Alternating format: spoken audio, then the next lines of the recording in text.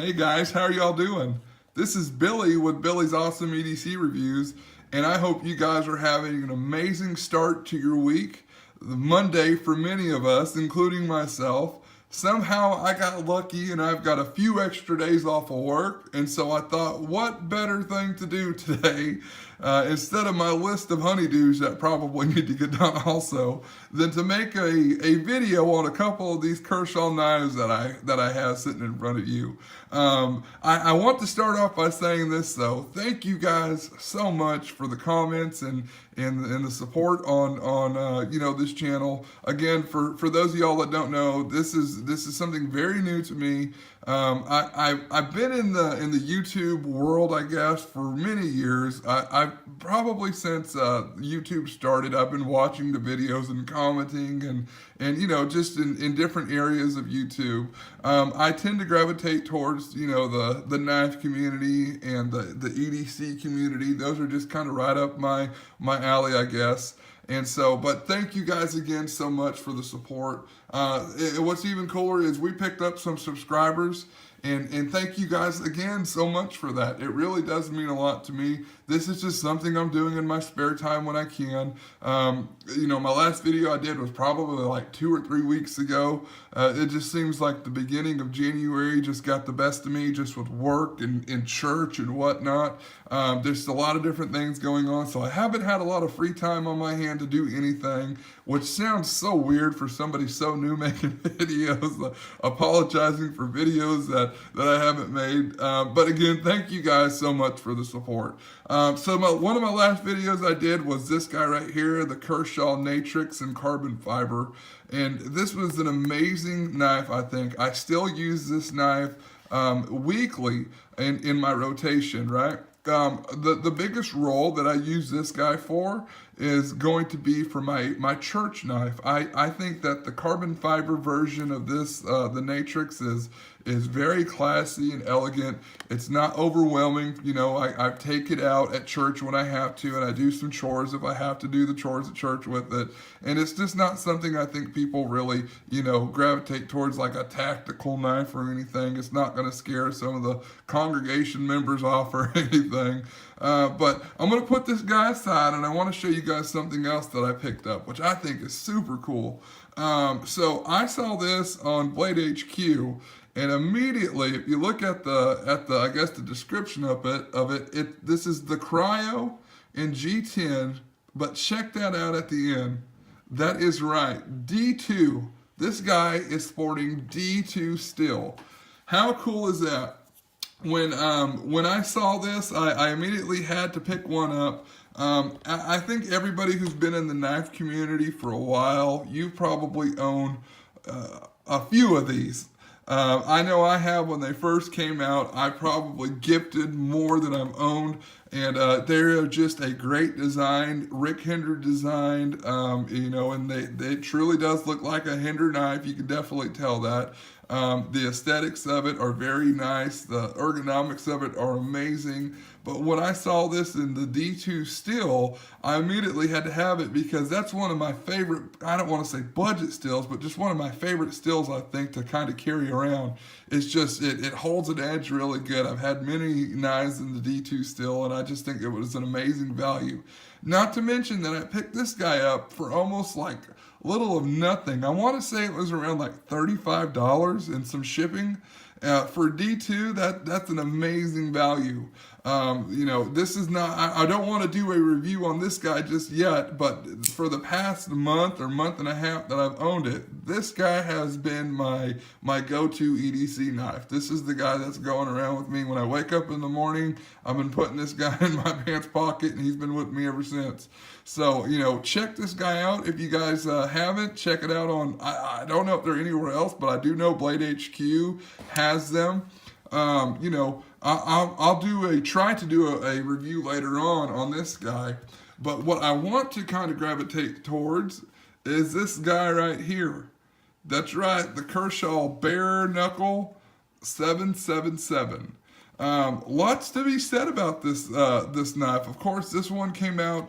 Kershaw, I guess, made the announcement last year at SHOT Show, and it wasn't until the end of the 2018 that we actually started seeing these show up at a lot of the knife shops. And so I have got one in hand, and here it is right here, guys.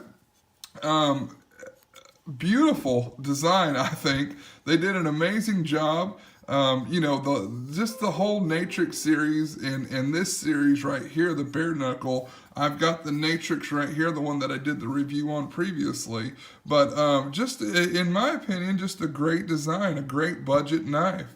Of course, this guy is going to be a lot cheaper than this one is, and I'll kind of go over maybe some of the reasonings why on that, maybe why this one's a lot more expensive than this one. But again, here it is. This guy is sporting the aluminum handle scales, deep carry pocket clip, and here's one of the best parts about this is right here, made in the USA. I think, to me, I gravitate towards things that are built, of course, in my country, my home country, the United States of America. I just think that the quality is there, and the craftsmanship is there, and it's supporting local people, right? Local businesses for us. Not saying anything that the quality or anything of this guy, and this one is built in China, I do believe, is any less than the USA made. I just think you can definitely tell there's a little bit more quality built into this one right here. I want to kind of go over some specs with you really quick. So opened up, let me set this one right here, and I'm going to use this guy as a comparison. Trying to get them lined up for you. Again, still very new to this, so I'm trying to figure out camera angles and whatnot. So this guy, from I guess tip to end, 8.2 inches. I apologize. The blade length is 3.50. The blade thickness is 0.12.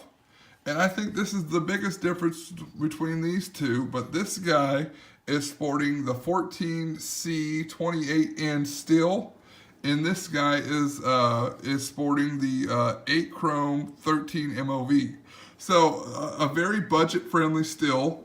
And I don't want to say that the 14N or 14C 28N is any kind of super steel, but definitely an upgrade compared to the 8 chrome 13 MOV, if you ask me.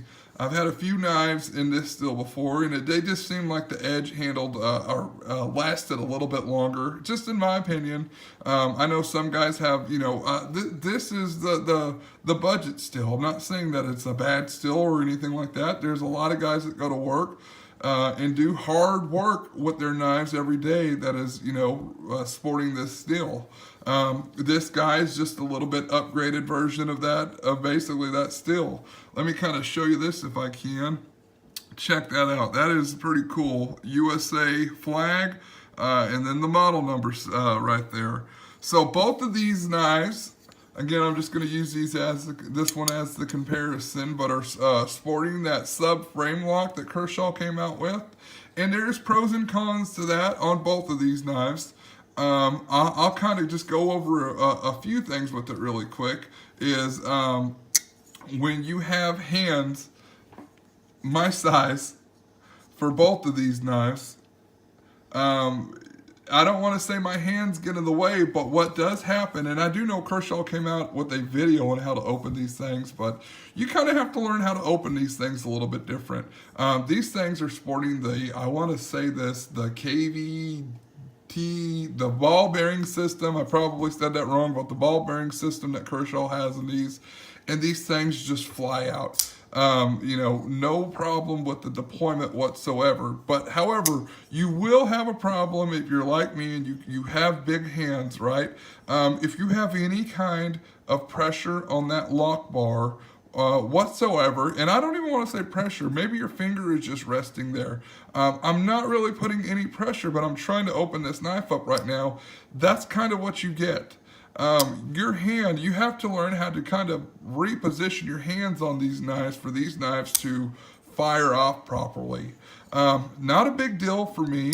I know for some people, that's a big game changer. Oh, I can't hold the knife. What if I'm in a tactical situation or something, and I need to deploy my knife really big or really fast, and my hand gets in the way? It's just not an issue for me. Most of us are not going to be in that kind of position. We're just going to be using our knives for just the everyday chores, cardboard or things at work or whatnot, or maybe food prep or something. This guy was used for food prep actually yesterday, right after church. But I think for the value of both of these knives, you're getting a lot of knife for the money. Again, what surprised me dramatically between this one and this one wasn't the price difference, because you are going to be paying more for this one. Again, this is USA made, made right here in the USA, and this one was made in China. The craftsmanship, again, is up to you to decide which one you think is better. I will say this though, this guy, I guess maybe because the aluminum handle scales on this, the first thing I noticed when I opened up the box was just how light this knife was. I mean, it was just remarkably light.